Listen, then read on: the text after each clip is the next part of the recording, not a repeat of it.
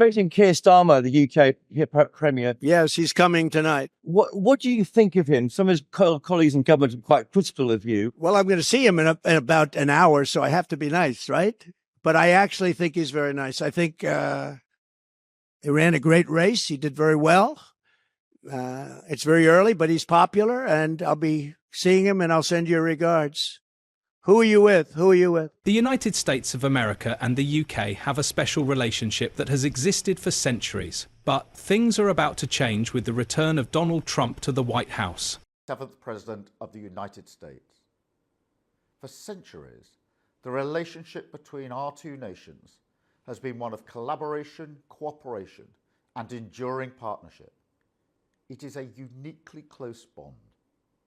Together, we have defended the world from tyranny and worked towards our mutual security and prosperity. With President Trump's long-standing affection and historical ties to the United Kingdom, I know that depth of friendship will continue. The United Kingdom and the United States will work together to ensure the success of both our countries and deliver for people on both sides of the Atlantic. Since our first meeting in September, the President and I have spoken about the need to deepen and invest in the transatlantic relationship. We will continue to build upon the unshakable foundations of our historic alliance as we tackle together the global challenges we face.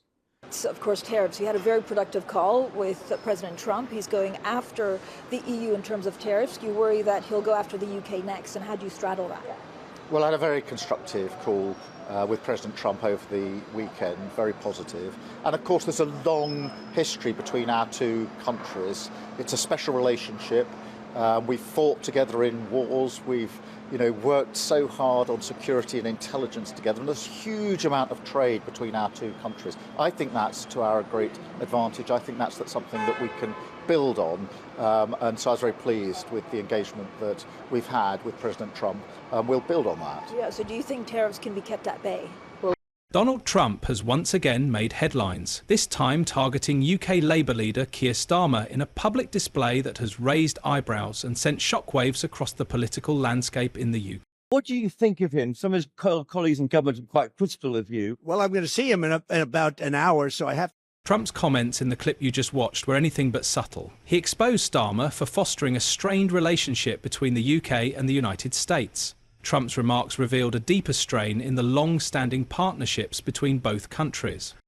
But don't underestimate the danger to the world if Trump is re-elected this time around. I'm anti-Trump.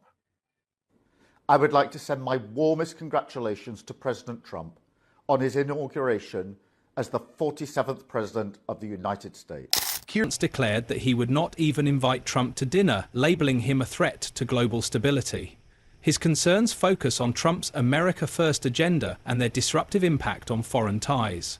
Character, he will probably be quite happy to keep Britain on tenterhooks, given what Keir Starmer has said about Donald Trump in the past, where he said he wasn't a fan of his, he didn't want him interfering in British politics. This was many years ago. David Lammy calling him a white supremacist and a misogynist and a racist and all the rest of it. Sadiq Khan saying what he said about him. I suspect that Donald Trump is taking quite a bit of pleasure out of all of this. But meanwhile, the impact of this demonstrates how public statements and leadership choices could have an impact on important international alliances and extend well beyond domestic politics. But that is not all. Starmer's actions have not been without contradictions. While Starmer has harshly criticised Trump, he later applauded him after his electoral victory, raising suspicions about his sincerity, but now he must be more careful of what he does next. Well, the reaction here over in the UK government, 10 Downing Street has remained very cautious in what it's said since Trump was inaugurated yesterday. They have not criticised, Keir Starmer has not criticised Trump at all. And they're being very careful because he's yet to meet with President Trump. But obviously there are concerns here, Pete, with, possible tariffs could be introduced under the Trump administration. So there's a lot of people pretty anxious here, but they are being very careful in making sure that they are not critical of President Trump. This back-and-forth messaging has raised questions about where Starmer genuinely stands, both domestically and globally, on Trump's leadership. But Trump has made it obvious that he does not overlook perceived slights, and Labour's handling of him has not gone ignored. From boycotting his state visit to outright insulting his policies, Labour MPs have made their disapproval known.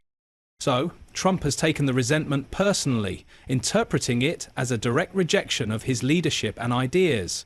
Well, could that be why Labour wasn't invited to his inauguration? Our Prime Minister, our leader, is such a dud that we're looking for anything to cheer us up, quite frankly. And the fact that he hasn't been invited is also pretty rum, considering that we're supposed to be the ones with a special relationship. So he's going to be sitting around watching it on TV like everybody else. Yeah, and actually a lot of people will watch it on TV because, as you probably know, it's going to be so cold in Washington, D.C. that they've moved the ceremony to inside the Capitol Rotunda. They haven't done that since Ronald Reagan's second inauguration. It's a rare thing to do. So everybody's going to have to watch it pretty much on TV. Yeah, it seems like a pretty party atmosphere in Washington D.C. right now. I mean, we watched some of the rally from last night. We know lots of British people who've gone over there, and obviously Nigel Farage is there, Liz Truss, former Prime Minister, is there. There's an awful lot of British politicians who are not from the Labour side, because Labour actually campaigned on behalf of Kamala Harris, unfortunately, which didn't really help them either. So it appears, anyway, to be quite a sort of a big moment for America, doesn't it? Well, it's a huge transition. I mean, look, first of all, look at the history that we're talking about. There's only one other person who ever became president twice. So it's a rare event in America. Alternatively, Trump has frequently emphasised his support for the United Kingdom. He applauded Brexit as a brave step towards sovereignty and complimented British culture, even asking for special trade agreements. However, Labour's actions have given a clear message that they do not regard him as a partner, losing what Trump sees as an opportunity to deepen ties between the two countries. If you are enjoying this content so far, remember to like the video and subscribe to the channel. Dangerous precedent to have the ruling party of a ally somehow playing politics, getting involved in the actual campaigning with such a short notice. There have been long-lasting effects from the Labour Party's resentment against Trump, especially in terms of how he views the party. Trump views Labour as a dividing force that is unwilling to participate in a positive way, rather than as political rivals. Things even got worse after their interference. The distance between Trump and the party has only widened as a result of this mindset. There are risks associated with these actions.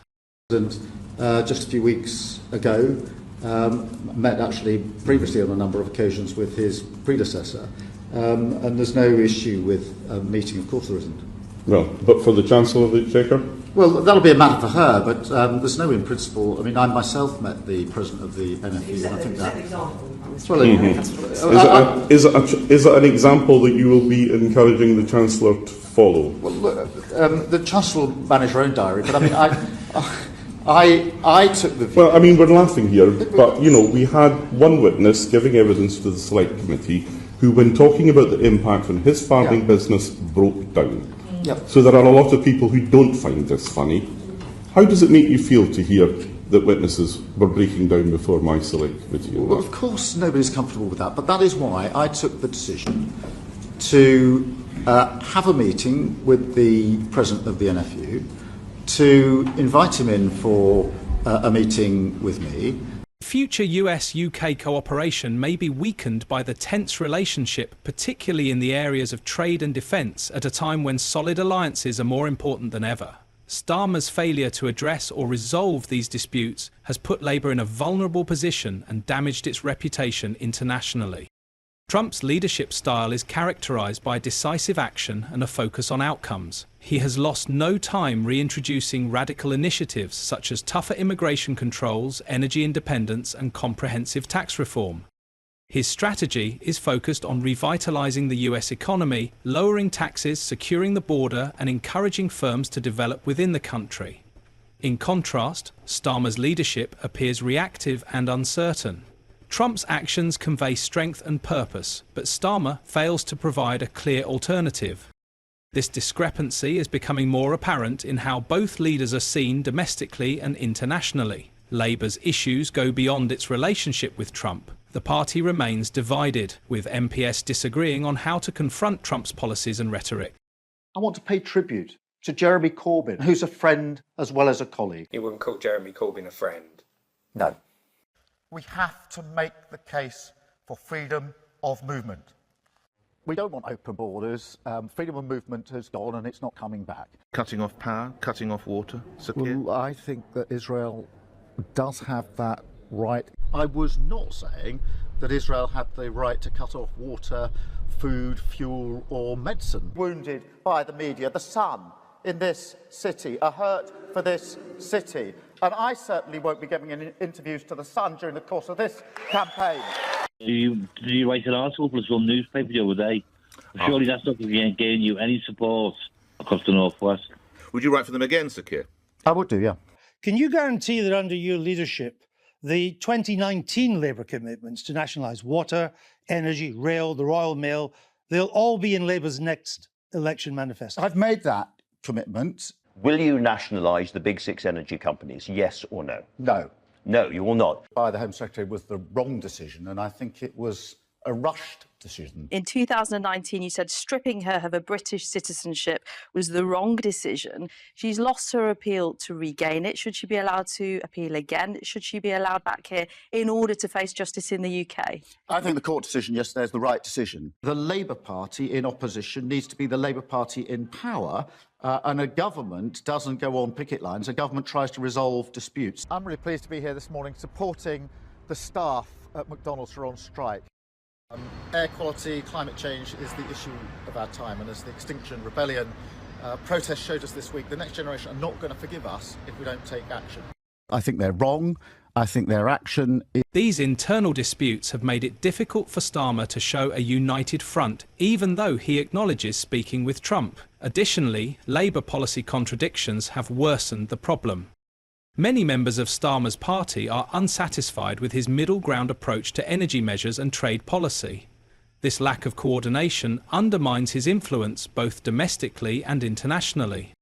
Historically, the special relationship between the United States and the United Kingdom has been built on strong shared leadership. However, Trump's suspicion of Labour has jeopardized this cooperation. Without mutual respect and trust, the cornerstone of this partnership is crumbling. The economic stakes are significant.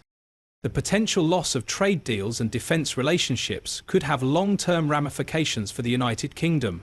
Labour's tax-heavy policies, along with a tense relationship with Trump, are discouraging investment and economic growth, isolating the country on a global scale. Starmer's leadership style is characterised by uncertainty and indecision. His emphasis on domestic issues such as housing and inflation, although crucial, has left him unprepared to face international challenges. This narrow emphasis has limited his capacity to resist Trump's bold efforts on the international stage. Furthermore, Starmer has failed to improve Labour's image or resolve previous issues with Trump. His absence of an international plan is clear as he struggles to provide a vision that might restore trust and credibility. Without a rapid strategy, Starmer risks further weakening the UK's position in global affairs. In other words, Donald Trump has continually proved his strategic advantage by decisive action, leveraging his programs to increase his power both domestically and globally. From tax reforms to immigration control, his bold initiatives have portrayed him as a leader who values outcomes over indecisiveness. This boldness has enabled Trump to establish himself as a dominant figure in US-UK ties, relying on his reputation to maintain control of the international arena. His approach contrasts significantly with Labour's more cautious stance. Reinforcing his own narrative of strong leadership, Trump has also used Labour's resistance to forward his America First agenda. On day one, I signed an executive order directing every member of my cabinet to marshal all powers at their disposal to defeat inflation and reduce the cost of daily life. I imposed a federal hiring freeze, a federal regulation freeze, a foreign aid freeze, and I created the new Department of Government Efficiency. I terminated the ridiculous and incredibly wasteful Green New deal, I call it the Green New Scam, withdrew from the one-sided Paris Climate Accord and ended the insane and costly electric vehicle mandate. We're going to let people buy the car they want to buy. I declared a national energy emergency, and it's so important, national energy emergency to unlock the liquid gold under our feet and pave the way for rapid approvals of new energy infrastructure. The United States has the largest amount of oil and gas of any country on earth. By emphasising Labour's hostility and presenting it as a weakness, Trump strengthens his preference for working with leaders who share his interests. This policy not only enhances his home popularity, but also alters the dynamics of the US-UK relationship. While Labour struggles to resolve internal problems, Trump's ability to exploit these splits strengthens his holds on the connection between the two countries. Lastly, Trump's audacity highlights Starmer's flaws, revealing flaws in Labour's leadership. Talking about the two statements from the two countries, I bet you, I haven't seen the statement from the US, but I bet you they didn't mention anything about the special relationship, which we will in Britain. We love sucking up to them and say, oh, we have a special relationship, which is an absolute nonsense. We don't have a special relationship. Well, but we like to say it. Not any. You know, this is a sort of post Cold War Thatcher Reagan. That's where it goes back to, and of course, then you had the idea that it didn't necessarily have to be. You know, you could have Obama and Cameron, Bush and Blair. You could have people politically very different, but there was always a very close relationship. The UK was a bridge between North America and Europe. But you're right to say that Trump's not for those niceties. That's not what he's about. He's absolutely adamant that with his policies, whether it be economic policies or his immigration policy, he's going to put America first, and we're going to have to find a way to negotiate to get the best deal for ourselves, and it's going to be tough. Labour's internal splits, along with poor relations with Trump, have made the party vulnerable.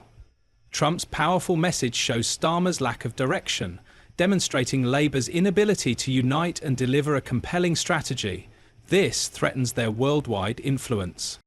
This leadership challenge has significant ramifications for the UK's global status. So, Labour runs the risk of worsening US-UK ties and the UK's overall standing in the world if a resolution is not reached quickly.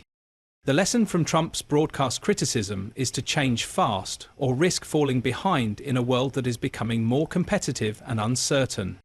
Besides Trump and international politics, Starmer has to deal with a host of domestic problems too. For example, the economy is in freefall.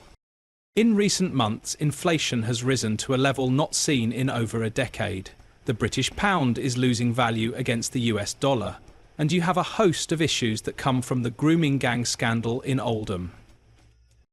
But the biggest challenge Starmer is facing comes from immigration. The alarming rate of immigration, made worse by the decline of national statistics such as housing shortages and rising unemployment, has caused a decline in the support for Labour and Starmer's leadership.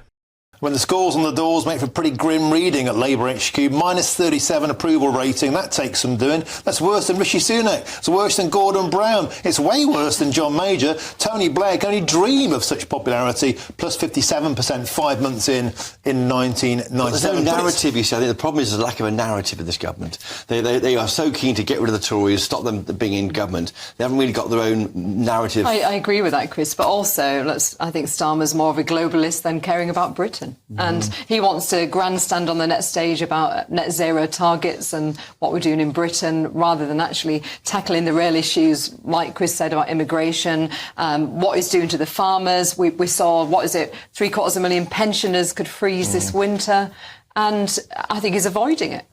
But is it fair to say that the Conservative Party left the public accounts in a lot of mess? There must be Amazonian tribesmen. No, we've got 22... Remember to like the video and subscribe to the channel for more political content.